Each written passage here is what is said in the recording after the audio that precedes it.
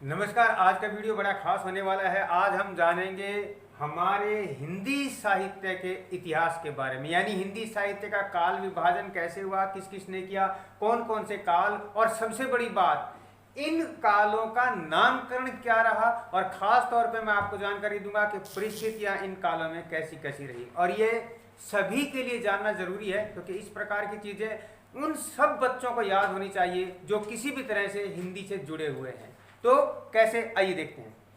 हिंदी साहित्य का काल विभाजन आज हम जो लोग पढ़ते हैं, जो जानकारी हमें है, ये नामकरण किसने किया था ये सबसे पहले मैं आपको बता दूं, उसके बाद मैं काल विभाजन की ओर चलूंगा। ये नाम दिए हमें सारे के सारे आचार्य रामचंद्र शुक्ल ने। आचार्य रामचंद्र शुक्ल ने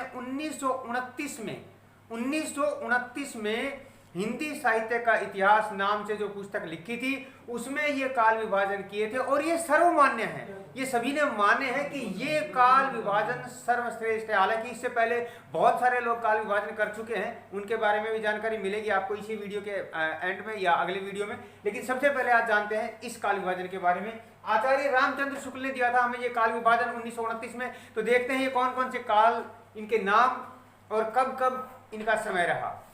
सबसे पहला काल था आदिकाल। आदिकाल इसका समय था 1050 से लेकर 1375 तक। दूसरा था भक्ति काल, और भक्ति काल का समय रहा 1375 से लेकर 1700 तक।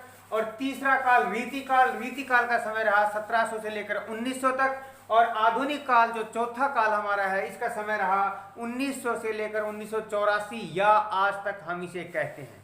अब सबसे बड़ी बात है, कहानी के माध्यम से मैं आपको समझाऊंगा कि ये काल कैसे कैसे बनते चले गए। आइए जानते हैं थोड़ी सी इसके बारे में। सबसे पहले बात करते हैं आदिकाल की। आपको पता होगा कि आदिकाल 1050 से 1375 तक था। अब इस बात को समझिए थोड़ा सा।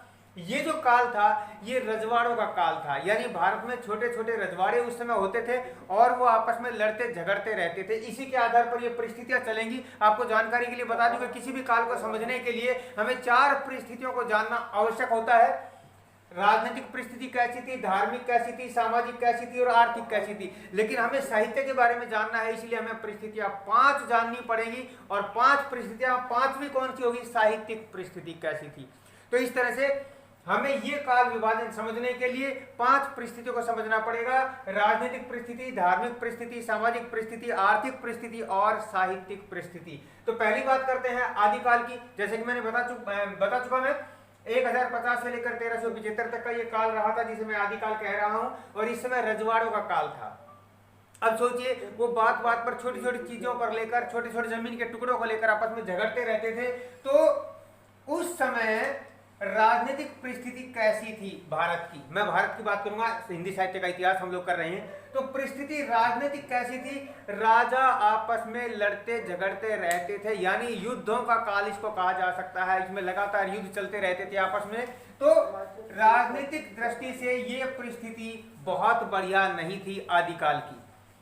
धार्मिक परिस्थिति कैसी थी। अब जब चारों तरफ युद्धों का माहौल हो, आपस में लड़ाई दंगे झगड़े यही चलते हो, तो सीधी सी बात है, धर्म की ओर किसी का बहुत ज्यादा ध्यान नहीं जाएगा। तो इसकी परिस्थिति भी बहुत अच्छी नहीं थी, यानी धार्मिक परिस्थिति भी आदिकाल में बहुत बढ़िया नहीं थी।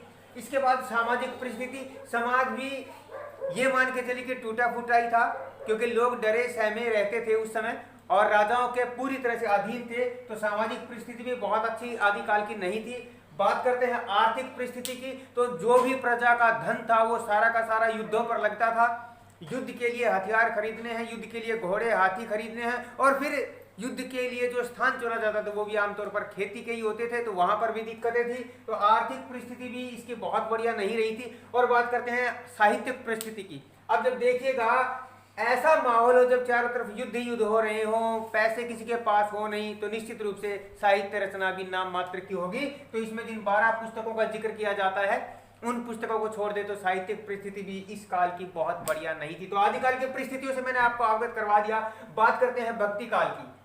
आपको पता होगा कि भक्ति काल आलवार संतों के द्वारा दक्षिण भारत से उत्तर भारत की ओर लाया गया था। ये जो समय था, ये जो काल था भक्ति काल, ये क्यों आया, कैसे आया, समझिए। यहाँ जो परिस्थिति आप देख रहे हैं आदिकाल की, इस परिस्थिति से स्पष्ट हो जाता है कि प्रजा और राजा सभी दुखी थे, कोई भी सुखी नहीं था, क्योंकि लगातार युद्धों का माहौल बना रहता था। तो वहां से लोगों ने ये शिक्षा ली कि कुछ भी हो जाए, अगर हमें सुख पाना है, आराम पाना है, तो हमें भक्ति करनी पड़ेगी। और जैसे ही लोग भक्ति की ओर चले गए, आलवार संतों ने, मैंने बता दिया, दक्षिण भारत से लेकर वो लोग उत्तर भारत की ओर आए, और यहाँ पर फिर धीरे धीरे भक्ति का माहौल बना, और ये 1375 से आरंभ होकर 1700 तक चला। अब राजनीतिक परिस्थिति कैसी थी, अब थोड़ा सा अंदाजा लगाइए। युद्ध जब समाप्त हो गए थे और राजाओं ने आपस में लड़ना झगड़ना, युद्ध करना बंद कर दिया था, तो मैत्रीपूर्ण संबंध हो गए थे, इसलिए राजनीतिक परिस्थिति भक्ति काल में बहुत बढ़िया हो गई थी। धार्मिक परिस्थिति कैसी थी, जब चारों ओर धर्म का ही माहौल था, केवल भक्ति की बातें हो रही थी, तो धार्मिक परिस्थिति भी इस काल की बहुत बढ़िया हो गई थी। सामाजिक परिस्थिति कैसी थी, लोग आपस में मिलजुल कर एक दूसरे का साथ देकर रहने लगे थे, तो इसका मतलब सामाजिक परिस्थिति भी भक्ति काल की बहुत बढ़िया आ गई थी। आर्थिक परिस्थिति, अब ये बहुत ध्यान देने की बात है, आर्थिक परिस्थिति कैसी थी भक्ति काल की, युद्ध समाप्त हो गए थे, युद्ध नहीं हो रहे थे, इसलिए लोग अपने धन को सुरक्षित ढंग से अपने ही पास रखते थे और राजाओं का भंडार भी भरने लगा था। तो धार्मिक आर्थिक परिस्थिति भी बहुत मजबूत रही इस काल की। और साहित्यिक परिस्थिति, जब चारों ओर शांति का माहौल हो, सब एक दूसरे का सहयोग कर रहे हो, युद्ध नहीं हो, तो निश्चित बात है साहित्य रचना तो इस काल में बहुत अधिक हुई थी। और इसीलिए भक्ति काल को हिंदी साहित्य का स्वर्ण युग भी कहा गया है। अगला है रीति काल, ये 1700 से लेकर 1900 तक चला था।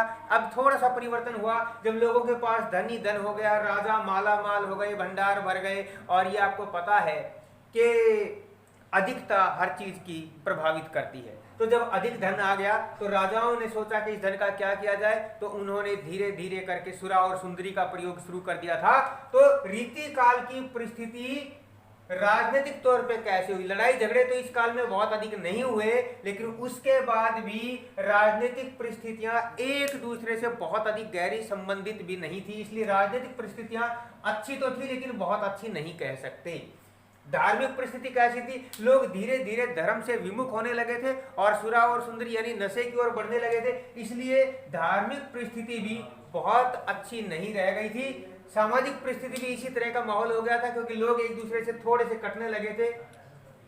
आर्थिक दृष्टि से हम देखें अगर रीति काल को, तो अब धन युद्धों में तो नहीं लग रहा था, लेकिन वो धन अब और कहीं खर्च हो रहा था, इसलिए आर्थिक परिस्थिति भी ठीक थी, लोग धनाढ्य तो थे, लेकिन फिर भी उनके पास अब धन की कमी धीरे धीरे होने लगी थी। और साहित्यिक परिस्थिति, ये साहित्य की दृष्टि से एक अभिष्ट काल कहा जा सकता है, क्योंकि साहित्य रचना बहुत सारी हुई, जितने भी राजा थे, क्योंकि आजकल तो टीवी मोबाइल और इस तरह का इस्तेमाल होता है, लेकिन उस समय केवल कवि नृत्य यही चलते थे, इसलिए इस काल में साहित्य की अच्छी रचना हुई। इस काल में साहित्य की दृष्टि से ये काल हम अच्छा कह सकते हैं। आधुनिक काल की हम बात करेंगे इससे आगे, तो आधुनिक काल हमारे सामने है 1900 से लेकर 1984 या आज तक हम इसको कहते हैं।